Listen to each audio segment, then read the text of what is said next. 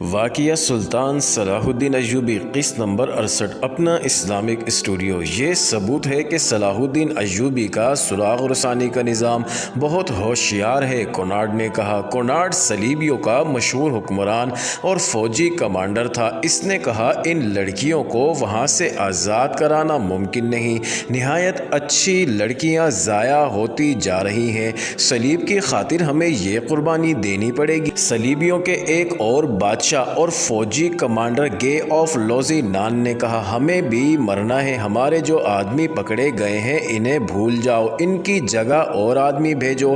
یہ 2 لڑکیاں کہاں سے آئی تھیں؟ اس نے پوچھا۔ اور وہ 3 لڑکیاں کون تھیں جو رجب کے ساتھ ماری گئی تھیں؟ ان میں 2 عیسائی تھیں، ان کے انٹیلیجنس کے سربراہ نے جواب دیا۔ دونوں اطالوی تھی اور 3 مسلمان تھی۔ انہیں بچپن میں اٹھایا گیا تھا، بہت خوبصورت تھیں، جوانی تک انہیں یاد نہیں رہا تھا کہ وہ مسلمان تھی۔ ہم نے انہیں بچپن میں ہی اس فن کی تربیت دینی شروع کر دی تھی۔ یہ شک نہیں کیا جا سکتا، انہیں چونکہ معلوم تھا کہ وہ مسلمان ہیں اس لیے انہوں نے ہمیں دھوکہ دیا۔ مسلمان تھی تو کیا؟ کناڈ نے کہا اور حاتم الاکبر کی طرف اشارہ کر کے کہا ہمارا پیارا دوست حاتم بھی تو مسلمان ہے، کیا اسے اپنے مذہب کا پاس نہیں؟ اس نے شراب کا گلاس حاتم کے ہاتھ میں دے کر کہا حاتم جانتا ہے کہ صلاح الدین ایوبی مصر کو غلامی کی زنجیروں میں جکڑنا چاہتا ہے اور وہ اسلام کے نام پر کھیل رہا ہے۔ ہم مصر کو آزاد کرانا چاہتے تھے، اس کا طریقہ یہی ہے کہ صلاح الدین ایوبی کو مصر میں چین سے بیٹھنے نہ دیا جائے۔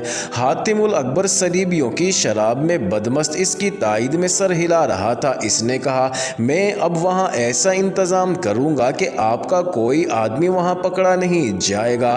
اگر ہم مصر میں یہ زمین دوز گڑبڑ جاری نہ رکھتے تو صلاح الدین ایوبی ہم پر کبھی کا حملہ کر چکا ہوتا۔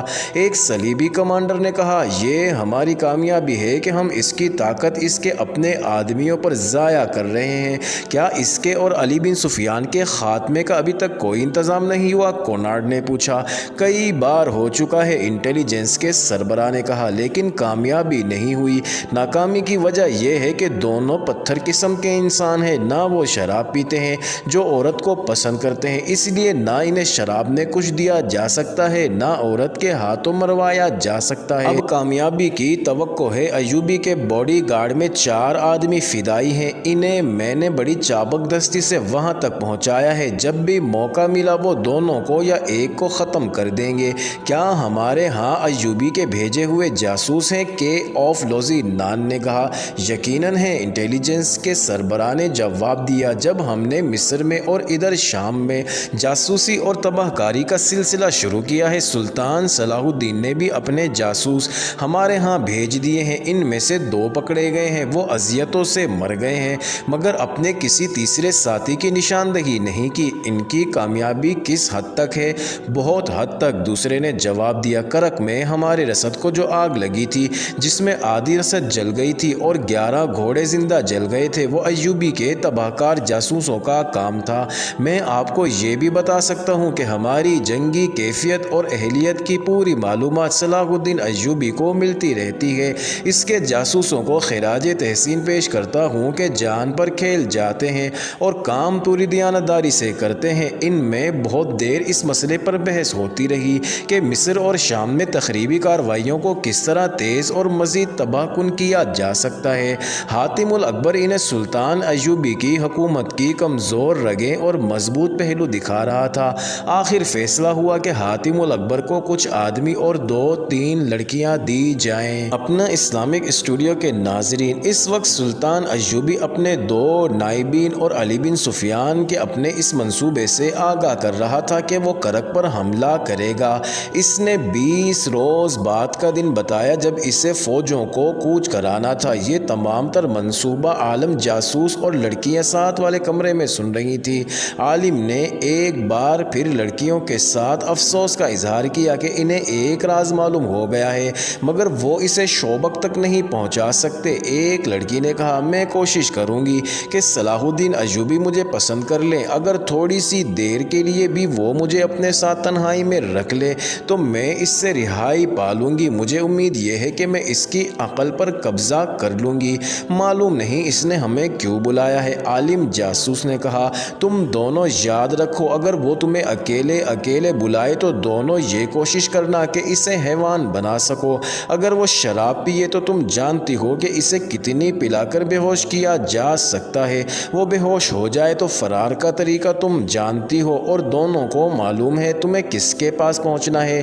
اس کا گھر مسجد کے بالمقابل ہے، میں جانتی ہوں، ایک لڑکی نے کہا۔ مہدی آبادان؟ ہاں، عالم جاسوس نے کہا۔ اگر تم مہدی تک پہنچ گئی تو وہ تمہیں شوبک تک پہنچا دے گا، میرے فرار کا تو سوال ہی پیدا نہیں ہوتا۔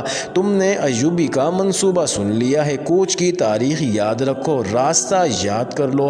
کوچ رات کے وقت ہوا کرے گا، دن کے وقت اس کی فوج کوئی حرکت نہیں کرے گی، حملہ کرک پر ہوگا۔ مجھے امید ہے کہ یہ اطلاع قبل از وقت پہنچ گئی تو ہماری فوج ایوبی کو راستے میں روک لے گی۔ ایوبی اسی صورتحال سے ڈرتا ہے، شوبک میں جا کر یہ خاص طور پر بتانا کہ ایوبی کھلے میدان میں آمنے سامنے نہیں لڑنا چاہتا کیونکہ اس کے پاس فوج کم ہے۔ سلطان ایوبی کے کمرے سے ایسی آوازیں آئیں جیسے اجلاس ختم ہوگا ہو اور نائبین باہر جا رہے ہیں۔ عالم اور لڑکیاں فوراً اس جگہ سرک گئی جہاں انہیں بٹھایا گیا تھا۔ عالم کے کہنے پر انہوں نے سر گھٹنوں میں دے لیے جیسے انہوں نے کچھ بھی نہیں سنا اور گرد و پیش کا کوئی ہوش نہیں۔ انہیں اپنے کمرے میں قدموں کی آوازیں سنائی دی بھی تو انہوں نے اوپر نہ دیکھا۔ عالم نے اس وقت اوپر دیکھا جب کسی نے اس کے کندھے پر ہاتھ رکھا اور کہا اٹھو میرے ساتھ آؤ۔